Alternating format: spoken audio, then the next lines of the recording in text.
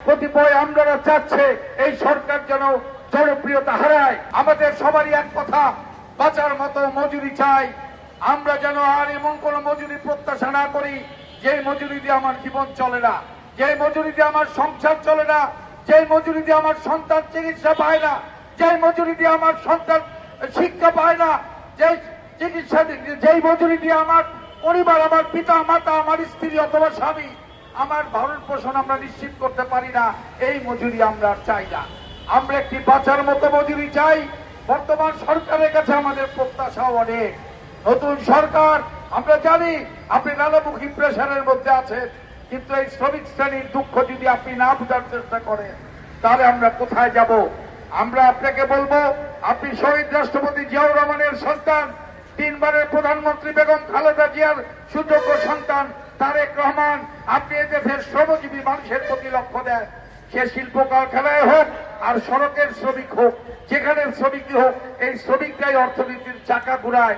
এই শ্রমিকদের যদি দুঃখ দুর্দশা আপনি লাঘবের ব্যবস্থা না করেন তাহলে দেশ কিন্তু বাঁচবে না। এই যারা গুলশান বনানী যারা আজকে অবস্থান করছেন, তারা যেই টাকাই কামাক না কেন, তারা কিন্তু বিদেশি টাকাগুলো পাচার করে দিচ্ছে।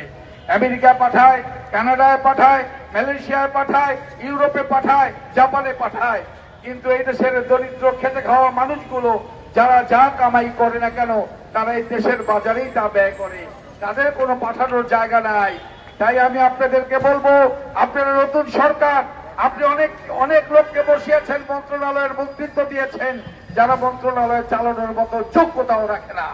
আমরা স্পষ্ট ভাষায় বলতে চাই, যোগ্য লোককে যোগ্য জায়গায় দেন। বিদ্যুৎ মন্ত্রী বিদ্যুৎ দিতে পারছেন না, উনি বলে আমার আর কোনো করার কিছু নাই। একজন মন্ত্রী যখন এই অসহায়ত্ব প্রকাশ করে, তখন কিন্তু সরকারের প্রতি মানুষের করুণা ছাড়া আর কিছুই জাগ্রত হয় না। মাননীয় প্রধানমন্ত্রী, এই অকর্মণ্য মন্ত্রীগুলোকে সরিয়ে দিয়ে যোগ্য, চৌকস, দক্ষ সব ব্যক্তিকে আপনি মন্ত্রিত্ব দান করুন। আমরা মনে করি এই দেশ আবার ঘুরে দাঁড়াবে। বাংলাদেশ সবার আগে আপনি বলেছেন, আমরা সেই সুন্দর বাংলাদেশের প্রত্যাশা করি, যেই বাংলাদেশে খেতে খাওয়া শ্রমজীবী মানুষ, যেখানে গার্মেন্টস শিল্পের শ্রমিক, অটোরিকশা শ্রমিক, পায়ে চলা শ্রমিক, ঠেলাওয়ালা, ভ্যানওয়ালা সহ হকার এবং ক্ষুদ্র ক্ষুদ্র ব্যবসায়ী গোষ্ঠী মানুষ যেন সুন্দরভাবে তাদের পরিবার পরিজন নিয়ে যেন জীবন যাপন করতে পারে, সেই বাংলাদেশ নির্মাণে আপনাকে এগিয়ে আসতে হবে।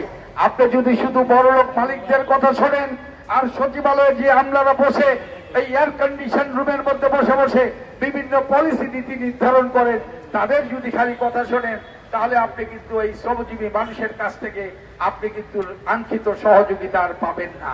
আস্তে আস্তে জনমনে বিরূপ ধারণা সৃষ্টি হবে আপনার প্রতি। আমার কাছে মনে হয় কতিপয় আমলারা চাচ্ছে এই সরকার যেন জনপ্রিয়তা হারায়, কতিপয় ব্যবসায়ীরা চাচ্ছে এই সরকার যেন জনপ্রিয়তা হারায়। শ্রমজীবী মানুষরা কিন্তু চায় না। শ্রমজীবী মানুষরা চায় আমরা বারবার আর রক্ত দিতে চাই না, বারবার আর বিপ্লব করতে চাই না। আমরা বারবার আমাদের ছেলে সন্তান, মেয়ে সন্তান, বাবা মাকে আমরা হারাতে চাই না।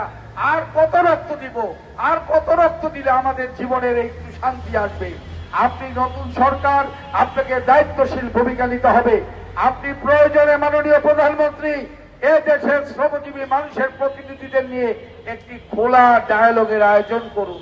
আপনি সারাদিন তাদের কথা শুনুন, আপনি রিকশাওয়ালার দুঃখের কথা শুনুন, গার্মেন্টসের দুঃখের কথা শুনুন, কৃষকের দুঃখের কথা শুনুন। আপনি যদি এইভাবে তাদের দুঃখের কথাগুলো শুনেন, অবশ্য আমি মনে করি আপনার মাথা দিয়েও সমাধানের কিছু না কিছু বেরিয়ে আসবে।